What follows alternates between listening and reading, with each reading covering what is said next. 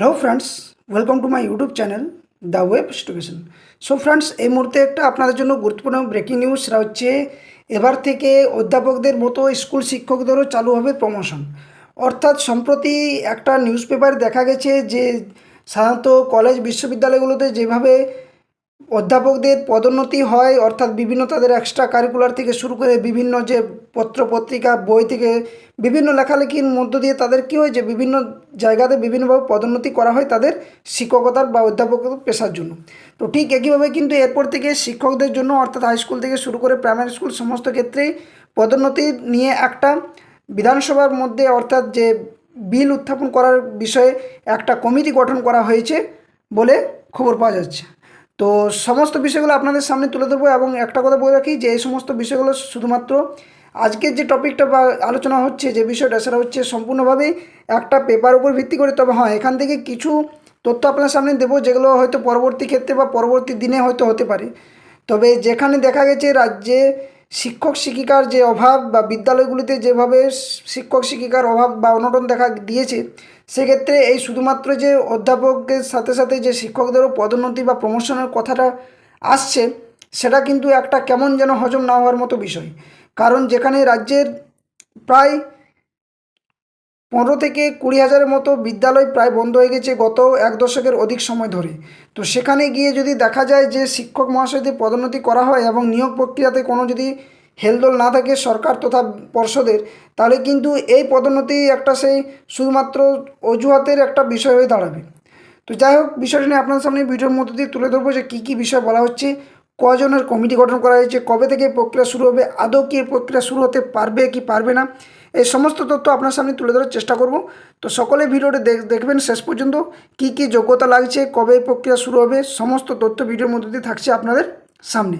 আর যারা চ্যানেল নতুন আছেন অবশ্যই বলবো এই ধরনের সমস্ত গুরুত্বপূর্ণ নিউজ, কেস আপডেট, নোটিফিকেশন সংক্রান্ত তথ্য পাওয়ার জন্য অবশ্যই বলবো চ্যানেলটি সাবস্ক্রাইব করে পাশে থাকা বেল নোটিফিকেশন করবেন।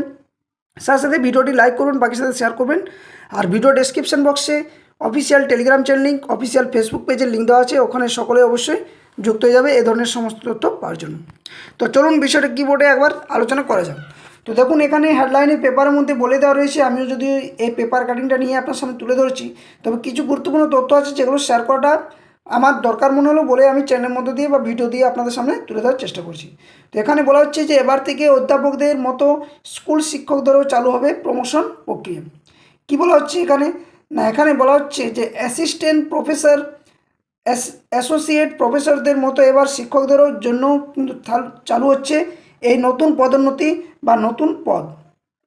কি বলা হচ্ছে এখানে, এখানে বলা হচ্ছে অধ্যাপকদের মতো এবার শিক্ষকদেরও হবে পদোন্নতি।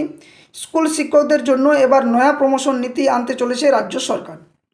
আসতে চলেছে অ্যাসোসিয়েট শিক্ষক, সিনিয়র শিক্ষকের মতো নতুন পদ।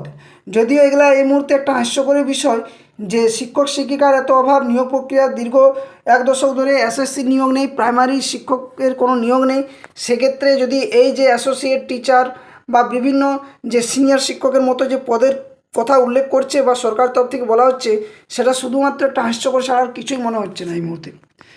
নেক্সট তারপরে আপনার সামনে কী বলা হচ্ছে যে কোন কোন বিষয়ের উপর এই পদোন্নতি নির্ভর করবে তা নির্ধারণ করতে 6 জনের একটা সদস্যের কমিটি গঠন করা হয়েছে ইতিমধ্যেই। চলতি মাসে বিকাশ ভবনে এই সংক্রান্ত চূড়ান্ত রিপোর্ট জমা পড়বে বলেও কিন্তু মনে করা হচ্ছে, বিকাশ ভবন সূত্রে খবর। এবার চলতি মাস বলতে কোনটা সেটা কিন্তু এখনও পর্যন্ত কেউ জানে না, কারণ এই মুহূর্তে আপনারা সকলে জানেন যে ভোট মুহূর্ত পরিস্থিতি, এবং তারপর যদি সরকারের কোনো যদি রদবদল ঘটে তাহলে সেক্ষেত্রে হয়তো একটা আলাদা মোড় নিতে পারে। তবে এই মুহূর্তে দাঁড়িয়ে যেটা বলা হচ্ছে যে বিধানসভাতে এটা নিয়ে একটা কমিটি গঠন যে করার কথা, সেটা কিন্তু 6 জনের সদস্যের একটি কমিটি গঠন করা হয়েছে এবং সেই কমিটির ভিত্তিতেই কিন্তু এই সমস্ত তথ্যগুলো খতিয়ে দেখবে এবং তাদের পদোন্নতির কথাটাও বলা হচ্ছে। স্কুল শিক্ষকদের পদোন্নতির ক্ষেত্রে কী কী মাপকাঠি রাখা হতে পারে না, এখানে সূত্রে খবর যেটা জানা গেছে যে কোনো শিক্ষকের নিজের লেখা বই থাকলে পদোন্নতির ক্ষেত্রে সেটি বাড়তি গুরুত্ব পেতে পারে। খুবই ভালো জিনিস, এটা একটা খুবই ভালো, কারণ ক্রিয়েটিভিটি থাকার অবশ্যই দরকার। সেখানে বলা হচ্ছে উল্লেখ্য বিভিন্ন কলেজ বিশ্ববিদ্যালয়ে অধ্যাপকদের পদোন্নতি হয় তাদের প্রকাশের বা প্রকাশনার মাধ্যমে। এর পাশাপাশি স্কুলের কোনো শিক্ষামূলক ভ্রমণের ক্ষেত্রে সংশ্লিষ্ট শিক্ষকের ভূমিকা কী সেটিও কিন্তু খতিয়ে দেখে পদক্ষেপ করতে পারে রাজ্য। এর পাশাপাশি আরও বেশ কিছু মাপকাঠি রাখা হচ্ছে শিক্ষকদের পদোন্নতি সংক্রান্ত এই নয়া নীতিতে, যেখানে বলা হচ্ছে কোনো শিক্ষক হেড এক্সামিনার হিসেবে দায়িত্ব পালন করেছেন কি না, ক্লাসরুম টিচিং কেমন, আলাদা করে রুটিনের বাইরে যে এক্সট্রা যে ক্লাস করাচ্ছেন কি না, তার প্রকাশিত কোনো আর্টিকেল রয়েছে কি না, এইসব বিষয়গুলিও কিন্তু দেখা হবে বলে সূত্রে খবর। ভালো জিনিস যে সমস্ত শিক্ষক শিক্ষিকারা এখন বর্তমানে চাকরিরত অবস্থাতে রয়েছেন তাদের এই ধরনের এক্সট্রা কারিকুলার অ্যাক্টিভিটিস অবশ্যই করান, এটা কোনো নিঃসন্দেহ ব্যাপার নয়। তবে সাজিয়ে গুছিয়ে বিদ্যালয়গুলোকে, সরকারি বিদ্যালয়গুলো যাতে ধ্বংস না হয়ে যায় তার পথে এটা একটা খুবই ভালো বিষয়। কারণ এতে করে অনেক হয়তো দু একজন টিচার বা হয়তো 100টার মধ্যে হয়তো 90টা শিক্ষক মহাশয় এমন রয়েছেন যেগুলো হয়তো এনারা ভালো কাজ করেন, কিন্তু এমন তো 10-12 জন আছে যারা হয়তো কিছুটা হলেও ফাঁকির জায়গা একটা তৈরি করে নেয়। তো সেক্ষেত্রে বলা যায় যদি ওনারা ভালোভাবে এই ধরনের যে একটা মোটিভেশন ব্যাপার যদি উঠে আসে তো অবশ্যই শিক্ষার ক্ষেত্রে একটা ভালো আমূল পরিবর্তন ঘটতে পারে। তবে শেষমেশ এটাই বলবো যে যতক্ষণ পর্যন্ত না রাজ্য সরকার সরকারি বিদ্যালয় সাথে সাথে শিক্ষক শিক্ষিকা যে নিয়োগ বা উন্নতি যতক্ষণ না হচ্ছে ততক্ষণ পর্যন্ত এগুলো একটা হাস্যকরই লাগবে। তো সেগুলি নিয়ে ইতিমধ্যে দফায় দফায় বৈঠক করেছে 6 সদস্যের কমিটি। তবে শিক্ষকদের প্রমোশনের এই নীতি বা এই নতুন নীতি ঘিরে ইতিমধ্যে কিন্তু বেশ কিছু প্রশ্ন উঠতে শুরু করেছে, যেখানে বিভিন্ন রাজনৈতিক মহল থেকে বিভিন্ন নেতামন্ত্রী বা শুরু করে বিভিন্ন রাজনৈতিক যারা নেতা রয়েছেন তারা কিন্তু এটা নিয়ে একটার পর একটা প্রশ্ন তুলেছেন যে শিক্ষকদের ক্ষেত্রে সেটি কিভাবে সম্ভব তা নিয়ে অনেকে কিন্তু প্রশ্ন তুলছেন।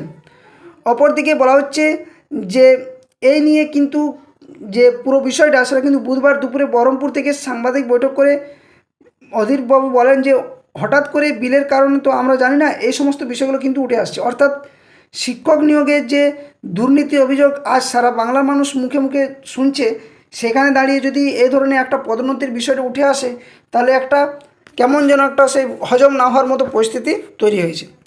তো যাই হোক, এই ছিল আপনার সামনে আপডেট, যেটুকু বলা হয়েছে যে 6 জনের সদস্য গঠন করা, সাথে সাথে কীভাবে পদোন্নতি হবে শিক্ষক মহাশয়দের, কি কি ক্রাইটেরিয়াগুলো থাকতে হবে, কি কি মাপকাঠি থাকতে হবে সেগুলো কিন্তু নির্ধারণ করে দিয়েছে ইতিমধ্যে রাজ্য সরকার।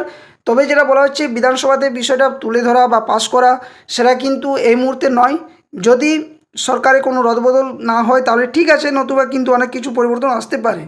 তবে এইসব না করে আমি বলবো সবথেকে আগে যেটা দরকার সেটা হচ্ছে যেহেতু প্রাথমিক শিক্ষাটা মৌলিক শিক্ষা এবং বিশেষ করে আমাদের রাজ্যের মতো যে সমস্ত প্রাথমিক বিদ্যালয়গুলো রয়েছে বর্তমান পরিস্থিতি একদম প্রায় শেষ, অর্থাৎ নেই বললেই চলে। প্রত্যেক বিদ্যালয়ে হয়তো এমনও বিদ্যালয় রয়েছে যেখানে শিক্ষক শিক্ষিকার পরিমাণ বেশি, ছাত্রছাত্রীদের পরিমাণ কম, এবং আরও অনেক বিদ্যালয় রয়েছে যেখানে শিক্ষক শিক্ষিকা অনেক কম, ছাত্রছাত্রী বেশি।